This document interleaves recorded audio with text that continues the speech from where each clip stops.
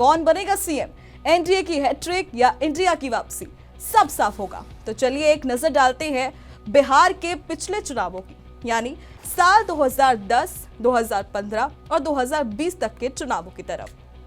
आज हम आपको ग्राफिक्स की मदद से समझाएंगे किस तरह से साल 2010 सुशासन की लहर थी और जंगल राज की लड़ाई किस तरह से सभी ने देखी। इस वक्त आप स्क्रीन पर देख रहे होंगे 2010 का चुनाव ठीक वैसा ही था जैसे गंगा में बाढ़ के समान, सब कुछ बहा ले गई।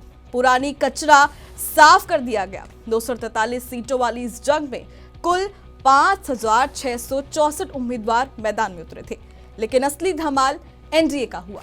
नीतीश कुमार के नेतृत्व में जेडीयू बीजेपी गठबंधन ने 206 सीटें लूटी।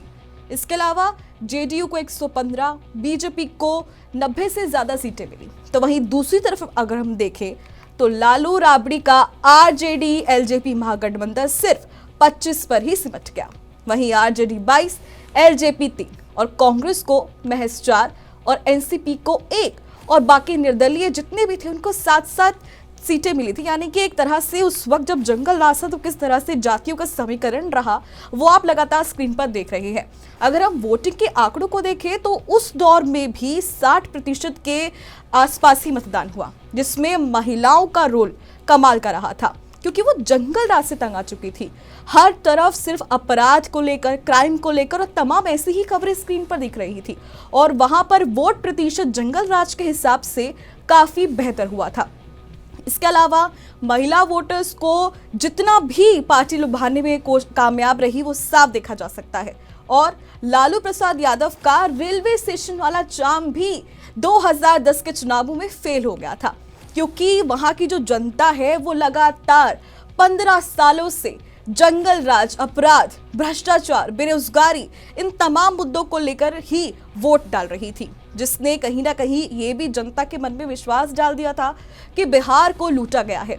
सड़कें टूटी, बिजली का नामो निशान कहीं नहीं था, प्रवासी मजदूर कितना ही ट्रैवल कर रहे थे हम सभी ने देखा, और दिल्ली मुंबई की धूल वो कैसे चाट रहे थे, प्रवासियों का कितना मुद्दा था सबने देखा, और जो जनता जिससे त्रस्त हो चुकी थी। और तभी साल 2010 गंगा की बाढ़ जैसा ही था जो सब कुछ बहा ले गया।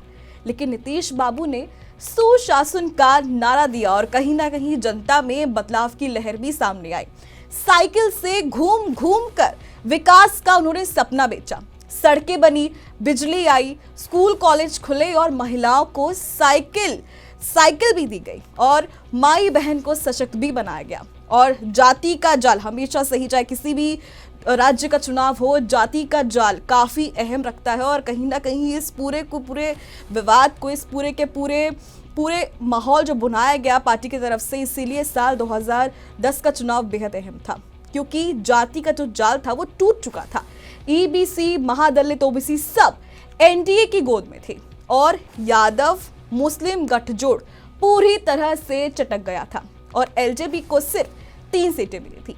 लेकिन सबके बीच में एक रोचक बात यह थी कि नीतीश का बीजेपी के साथ गठबंधन सोने का पंछी साबित हुआ क्योंकि ये चुनाव बिहार के लिए सचमुच ही एक टर्निंग पॉइंट था, यानी अंधेरी रात से उजाले की सुबह। मोदी लहर की शुरुआत भी यहीं से मानी जाती है और विकास वर्सेस वंशवाद, ये पूरी की पूरी जो लड़ाई है वो इसी में देखी गई है क्योंकि कहीं ना कहीं विकास वर्सेस वंशवाद, आज 2010 के चुनावों की हम बात कर रहे हैं लेकिन कहीं ना कहीं ये जो विकास वर्सेस वंशवाद की बात है ये आज भी है, कहीं ना कहीं 2025 के चुनावों तक भी आ गई है। तो कहीं ना कहीं ये जो लड़ाई थी आज भी बरकरार है, लेकिन जो किस तरह से सियासत ने अपना रंग बदला है वो साफ जाहिर है।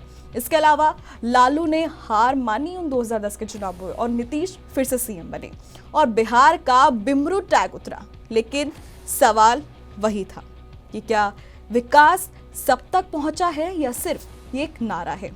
दिन गुजरे और फिर आया साल 2015 का चुनाव। अब हम साल 2015 के चुनावों पर चलते हैं। आप लगातार स्क्रीन पर देख रहे होंगे किस तरह से आंकड़े बदले, किस तरह से सीटें बदली, किस तरह से जो एक हम सोच रहे थे कि लहर है, लहर को किस तरह से तोड़ा गया, अब वो पता चलेगा क्योंकि बिहार विधानसभा चुनाव 2015 की अब हम बात करने वाले हैं। महागठबंधन की इसमें तूफानी जीत हुई। बीजेपी की मोदी लहर को यहां पर धोखा मिला। जी हां, जिसके बल पर सबसे पहले हम जब 2010 की बात कर रहे थे कि कहाँ कैसे वो गोल्डन पीरियड जो है वहां पे शुरू हुआ कहीं ना कहीं एनडीए का, तो अब 2015 में वो किस तरह से एक धोखा हो गया जनता के लिए, किस तरह से वो टूटा, ये 2015 का चुनाव आपको बताता है। साल 2015 का बिहार चुनाव तो वैसा ही था जैसे गंगा कोसी की बाढ़, वो भी सब कुछ बहा ले गया, लेकिन पुरानी जो लहर थी उसको भी वो डुबो गया। क्योंकि यहाँ अगर हम आंकड़े देखें तो 243 सीटों वाली इस जंग में सब कुछ बिखर गया। नीतीश लालू का महागठबंधन जेडीयू आरजेडी कांग्रेस ने 180 से ज्यादा सीटें लूटी। इसके अलावा आरजेडी 80, जेडीयू 70 से ज्यादा, कांग्रेस 27। यानी कि जिस तरह से देखिए जो महागठबंधन की जो टूट है वो हमें साफ नजर आई। हम जो गोल्डन पीरियड समझ रहे थे, जो गोल्डन एरा हम समझ रहे थे, वो किस तरह से टूटा है देखिए। और यहाँ पे साल दर साल किस तरह से जेडीयू कमजोर पड़ती गई वो भी साफ नजर आ रहा है। और कहाँ पर आरजेडी का जो आंकड़ा है वो ऊपर नीचे रहा, लेकिन वो कहीं ना कहीं बैलेंस बनाने की कोशिश करता रहा। इसके अलावा दूसरी तरफ अगर हम देखें तो बीजेपी और नीतीश के ब्रेकअप के बाद एनडीए, जिसमें बीजेपी, एलजेपी, एचएएम और आरएलएसपी है, सिर्फ 58 पर ही सिमट गए। क्योंकि ये जो चुनाव था वो मंडल वर्सेस कमंडल की जंग था। और साल 2014 के लोकसभा चुनावों में बीजेपी ने बिहार की 40 में से 31 सीटें झटक ली थी और मोदी जी की विकास लहर यहां पर चरम पर थी। लेकिन उसके बाद एक बैक पॉइंट आता है साल 2015 में नीतीश ने जब लालू से हाथ मिला लिया। जी हाँ, एक ये वही समय था जब सब सोच रहे थे कि ये गोल्डन पीरियड है, अब कहीं ना कहीं एक बड़ा गठबंधन जो है वो देखने को मिलेगा। लेकिन जब नीतीश ने लालू से हाथ मिलाया, सारे के सारे सियासी समीकरण धरे के धरे रह गए। और किस तरह से वो जो एक जाति का फॉर्मूला बना है वो देखिए, यादव, कुर्मी और मुस्लिम और दलित, और ये जो पूरा MY फॉर्मूला उन्होंने बनाया, इस तरह से कहीं ना कहीं जो गठबंधन था वो टूटा और उनके ब्रेकअप से एक नए ही सियासी समीकरण हम सभी को देखने को मिले। क्योंकि EBC यानी कि 18% और महादलितों ने एनडीए को ठुकरा दिया था और सिर्फ 30% महादलित वोट ही मिले। क्योंकि यहाँ पर ऐसा माना जाता है कि जब ब्रेकअप हुआ, जब लालू नीतीश की जोड़ी बनी, तब माना जाता है कि बीजेपी का जो हिंदुत्व कार्ड है या गाय गोरक्षा, वो उनको ही बैकफायर कर गया था। और मुस्लिम जो 17% है वो पूरी तरह से ही महागठबंधन के साथ हो गए। और ये चुनाव दिखा रहा है कि बिहार में जाति अभी भी राजा है, लेकिन गठबंधन की ताकत कमाल की है। और आज 2025 में देखें तो वही फॉर्मूला चल रहा है।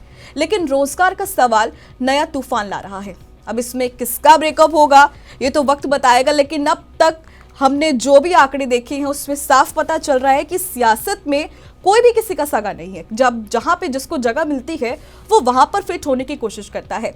वहीं पर हमने देखा कि किस तरह से 2010 में और 2015 में ग्राफ बदला, सियासी समीकरण बदले, और किस तरह से लोग एक पार्टी से होकर दूसरी पार्टी के अंदर गए, तो वो साफ है। लेकिन अब बात करते हैं पिछले चुनावों की, यानी कि साल 2020 की, जिससे पूरा का पूरा सियासी रण बिल्कुल बदल के रख गया था। अब बात बिहार विधानसभा चुनाव 2020 की। ये वो चुनाव था जब कोविड आया। कोविड आने के बाद लोगों का भरपूर पलायन हुआ। उसके बाद किस तरह से सरकार के प्रति, जनता के प्रति क्या रोष था एक दूसरे के प्रति, वो इस चुनावों में साफ तौर से देखने को मिला था। साल 2020 का विधानसभा चुनाव वैसा ही था जैसे कोविड के तूफान में गंगा का जल, सब कुछ उलट पुलट हो गया। लेकिन एनडीए ने आखिर में किनारा पकड़ ही लिया था।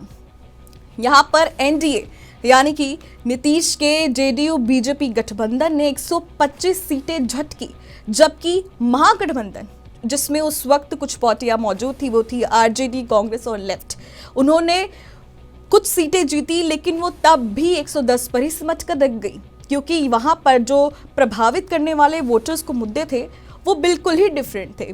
लेकिन यहाँ पर कमाल की बात ये थी कि इतनी सब कुछ चीज़ें होने के बाद भी वोट शेयर बराबर था, लेकिन सीटों में 15 का फैसला। तो ये किसी बड़े चमत्कार जैसा ही था। अब एग्जिट पोल सब जो थे वो एमजेपी यानी कि महागठबंधन की जीत बता रहे थे, लेकिन सिर्फ एक एजेंसी थी जिसने एनडीए को सही बताया और कहीं ना कहीं इस पूरे कयासों में चल के एनडीए को पार पड़ाई गई और ये चुनाव रोजगार वर्सेस सुशासन की रिंग बन गया। कोविड ने बिहार को त्रासदी दे दी, लाखों प्रवासी लौटे, बेरोजगारी चरम पर थी और जो तेजस्वी यादव ने नारा दिया था यानी कि आरजेडी की तरफ से जो पूरा भुनाया गया था 10 लाख नौकरियों का, वो भी कहीं ना कहीं फीका पड़ रहा था और युवाओं में भी कहीं ना कहीं रोष था, क्योंकि उस वक्त कोविड टाइम पीरियड के दौरान सरकार ने कुछ ऐसा रुख बदला, कुछ ऐसा मोड़ आया कि वो लड़ाई कहीं ना कहीं रोजगार और सुशासन की बन गई और कहीं ना कहीं पार्टी ने भी इसको भरपूर भुनाने की कोशिश की। और कोविड ने जो बिहार को त्रासदी दी थी, जब लाखों प्रवासी लौटे, बेरोजगारी चरम पर थी, तब भी आरजेडी को इतनी मुश्किलों का सामना करना पड़ा था उस वक्त कि कहीं ना कहीं, और वो इसी बीच अपना सब कुछ गवा बैठे थे, या यूं कहें कि वोट शेयर बराबर था लेकिन सीटें तब भी कम थी। इसके अलावा आरजेडी का अगर हम बात करें उन्होंने कितनी सीटें ली या कितनी सीटें नहीं ली, आंकड़ों की तरफ देखें तो आप साफ स्क्रीन पर देख सकते हैं कि आरजेडी अकेले 75 सीटें लूट ली और जबकि इस सीट को जीतने के बाद वो सबसे पार्टी बनकर भी आई। लेकिन अगर हम दूसरी तरफ देखें, एनडीए ने विकास का अपना पुराना जादू चलाया। मोदी की 15 रैलियां उस वक्त और नीतीश का कोरोना युद्ध इमेज, यहाँ गरीबों ने भी कहीं ना कहीं पार्टी को एक मजबूती दी है, जो साफ तौर पर है कि जो लड़ाई थी वो रोजगार वर्सेस सुशासन की लड़ाई तक ही पहुंच गई थी। और अगर हम देखें तीनों चार्टों का विश्लेषण करें इस वक्त 2010, 2015, 2020 का, तो अब देखिए किस तरह से तीनों के तीनों अगर हम चार्ट्स को देखें एक बार, मैं चाहूंगी एक बार आप 2010 का वो देखें किस तरह से जो चुनाव थे। जी हाँ, 2010, 2015, 2020, तो यहाँ पर तीनों का आंकड़े लगातार साइड में देख सकते हैं कि किस तरह से बीजेपी, जेडीयू, आरजेडी, कांग्रेस और जो अन्य का भी अपने एक उस क्षेत्रों में दबदबा रहता है, लेकिन किस तरह से बीजेपी, जेडीयू, आरजेडी और कांग्रेस किस तरह से इनका ग्राफ बढ़ता रहा, घटता रहा, अब वो साफ दिख रहा है स्क्रीन पर। कहीं ना कहीं सत्ता की लालच भी आप इसको कह सकते हैं कितना बदलाव हुआ, लेकिन यहाँ पर कहीं ना कहीं अगर हम बीजेपी की बात करें तो बीजेपी ने कहीं ना कहीं अपना जो वोट प्रतिशत है वो बढ़ाया ही है। अगर 2015 में कोई टूट ना हुई होती या ब्रेकअप ना हुआ होता तो आज शायद बीजेपी अपने दम पर ही चुनाव लड़ रही होती, और आज स्थिति वही है कि सबको बराबर का मौका दिया गया।